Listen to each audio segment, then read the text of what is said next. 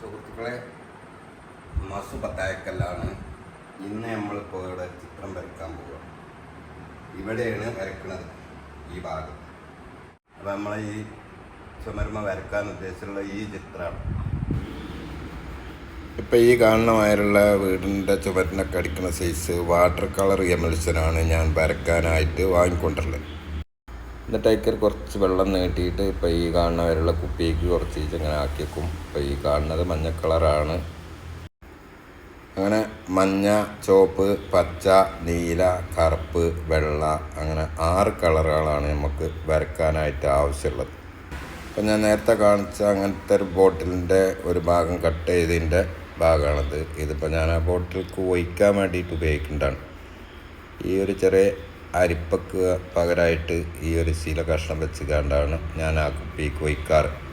Brush ഉപയോഗിച്ച് paint അടിക്കാനോ എഴുതാനോ അല്ലെങ്കിൽ ചിത്രങ്ങൾ വരയ്ക്കാനൊക്കെ ആണെങ്കിൽ ഇങ്ങനെ അരിപ്പ് വെച്ച് അരിച്ചെടുക്കേണ്ട ആവശ്യമൊന്നുമില്ല. ഞാൻ ചിലപ്പോൾ സ്പ്രേ ആയിട്ട് ഉപയോഗിക്കും. അപ്പോൾ ഞാൻ ഉപയോഗിക്കുന്ന പെയിൻറ്റുകളൊക്കെ ഒന്ന് അരിച്ചെടുക്കുന്നതാണ്. അങ്ങനെ അരിച്ചെടുക്കാനായിട്ട് ഉപയോഗിക്കുന്ന ഐറ്റംസാണ് ഇപ്പോൾ ഈ കാണിച്ചു തന്നത്. അപ്പോൾ ഞാൻ നേരത്തെ ആ മൊബൈലിൽ കാണിച്ചു തന്നുള്ള ചിത്രം വരയ്ക്കാൻ ആരംഭിക്കുകയാണ്. അപ്പോൾ ഇതിന് വേണ്ടിയിട്ട് വരയ്ക്കാൻ ഉപയോഗിക്കുന്ന ഐറ്റംസുകളാണ് കാണിച്ചു തന്നത്. ഞാൻ നേരത്തെ പറഞ്ഞില്ല, 6 കളറുകൾ നമ്മൾ വാങ്ങുക. ഈ കളറുകൾ വാങ്ങുന്നതൊക്കെ ഡാർക്ക് കളറുകളാണ് വാങ്ങേണ്ടത്. ഇങ്ങനെയുള്ള ചുവരുമ്മ ചിത്രം വരയ്ക്കാനോ എഴുതാനോ അല്ലെങ്കിൽ ശീലമ്മ ചിത്രം വരയ്ക്കാനോ എഴുതാനൊക്കെ ആണെങ്കിലൊക്കെയാണ് ഇങ്ങനെയുള്ള വാട്ടർ കളർ വാങ്ങേണ്ടത്.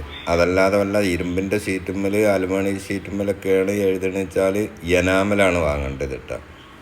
അതും നേരത്തെ ഞാൻ പറഞ്ഞ തന്നെ 6 കളറുകൾ ഡാർക്ക് കളർ വാങ്ങിയിട്ട് ആവശ്യത്തിനനുസരിച്ച് ഓരോന്ന് മിക്സ് ചെയ്ത് കഴിഞ്ഞാൽ നമുക്ക് വേണ്ട കളറുകൾ കിട്ടും. എനാമൽ എന്ന് പറഞ്ഞ പെയിൻറ്റുകൾ ലൂസ് ചെയ്യാൻ ഉപയോഗിക്കുന്നത് ടർപ്പൻറ്റിനാണ്. അത് എനാമൽ വാങ്ങുന്ന കടയിൽ നിന്ന് തന്നെ കിട്ടും. അതിലേക്ക് ചേർക്കാൻ ടർപ്പൻറ്റിൻ എന്ന സാധനമാണ്. അത് വെള്ളം ചേർക്കാൻ പറ്റില്ല. വെള്ളം ചേർത്ത് കഴിഞ്ഞാൽ അത് ലൂസായി കിട്ടില്ല. പിന്നെ ഒരു കാര്യം പ്രത്യേകം ശ്രദ്ധിക്കാനുള്ളത്, എനാമൽ വാങ്ങിക്കൊടുന്നാൽ അത് നന്നായിട്ട് ഒരു കൊള്ളിയോ എന്തെങ്കിലും വെച്ച് നന്നായിട്ടൊന്ന് ഇളക്കി കൊടുക്കണം. എങ്കിലേ അത്, അല്ലെങ്കിൽ മേൽഭാഗത്ത് വേറൊരു കളറും അടിയിൽ വേറൊരു കളറും ആവും. ആ കാര്യം പ്രത്യേകം ശ്രദ്ധിക്കണം. എനാമൽ നമ്മൾ എന്തെങ്കിലും ആവശ്യത്തിനായിട്ട് ഉപയോഗിച്ച് ആ പാത്രത്തിൽ കുറച്ച് ബാക്കി ഉണ്ടെങ്കിൽ അതിന് മേലെ ഒരു അല്പം ടർപ്പൻറ്റിന് വെച്ചിട്ടാണ് മൂടി വെക്കേണ്ടത്. അല്ലെങ്കിൽ എനാമൽ കട്ട കുത്തിപ്പോവും. അങ്ങനെ ബാക്കി വരുന്ന എനാമലിൽ ഒരു അല്പം ടർപ്പൻറ്റിന് വെച്ച് അത് ചൂടോ വെയിലൊന്നും ഏൽക്കാത്തൊരു ഭാഗത്ത് മാറ്റി വെച്ച് അത് പിന്നീട് കുറച്ച് കാലം കഴിഞ്ഞാലും ഉപയോഗിക്കാൻ പറ്റുന്നതാണ്. പാടൊന്നും കെട്ടിയിട്ടുണ്ടാവില്ല. ഉപയോഗിക്കുന്ന സമയത്ത് അത് നന്നായി ഇളക്കി കൊടുക്കണം എന്ന് മാത്രം. ഇപ്പം ഞാൻ ഈ ചിത്രം വരയ്ക്കാൻ ഉപയോഗിച്ച് കൊണ്ടിരിക്കുന്ന പെയിൻറ്റുകളൊക്കെ നമ്മൾ വീടിനൊക്കെ അടിക്കുന്ന സൈസ് വാട്ടർ പെയിൻറ്റ് എമൽഷനാണ് എന്നിപ്പോൾ ഞാൻ പറഞ്ഞല്ലോ. ഇതിൽ വെള്ളമാണ് ചേർക്കേണ്ടത്, വേറൊന്നും ചേർക്കണ്ട. പച്ച വെള്ളം ചേർത്താൽ മതി. ഇതും തന്നെ ബാക്കി ഉണ്ടെങ്കിൽ അതിലും ഒരല്പം മേലെ വെള്ളം ഒഴിച്ച് അടച്ച് ചൂടും വെയിലൊന്നും ഏൽക്കാത്തൊരു ഭാഗത്ത് വെച്ചാൽ കുറേ കാലം കഴിഞ്ഞാലും ഉപയോഗിക്കാൻ പറ്റുന്നതാണ്. എപ്പോൾ ഉപയോഗിക്കുകയാണെങ്കിലും ഉപയോഗിക്കാൻ എടുക്കുന്ന സമയത്ത് നന്നായിട്ടൊന്ന് ഒരു കൊള്ളി എന്തെങ്കിലും വെച്ച് ഒന്ന് നന്നായി ഇളക്കി കൊടുക്കണം എന്ന് മാത്രം. എനാമലുകളായാലും വാട്ടർ പെയിൻറ്റുകളായാലും ഇപ്പോൾ കൂടുതൽ ലൂസാക്കാനുള്ളൊരു കട്ടിയിലൊന്നും ഇപ്പോൾ കമ്പനി പെയിൻറ്റുകളൊന്നും ഇറക്കണില്ല.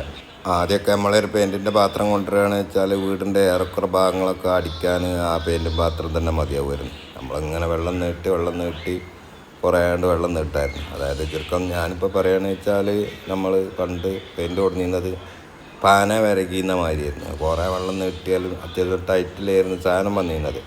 ഇപ്പോൾ കൂവച്ചായ ഉണ്ടാക്കിയ മാതിരിയാണ്. അതിൽ കമ്പനി തന്നെ എല്ലാം കൊണ്ട് വെള്ളം നീട്ടിയിട്ട് നമുക്ക് വെള്ളം നീട്ടാനുള്ളൊരു ചാൻസ് വല്ലാതെ കിട്ടില്ല. അതുകൊണ്ട് ലൂസാക്കുന്നത് പ്രത്യേകം ശ്രദ്ധിക്കണം.